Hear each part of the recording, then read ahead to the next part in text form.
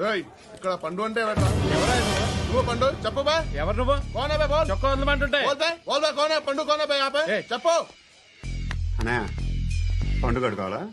అవును.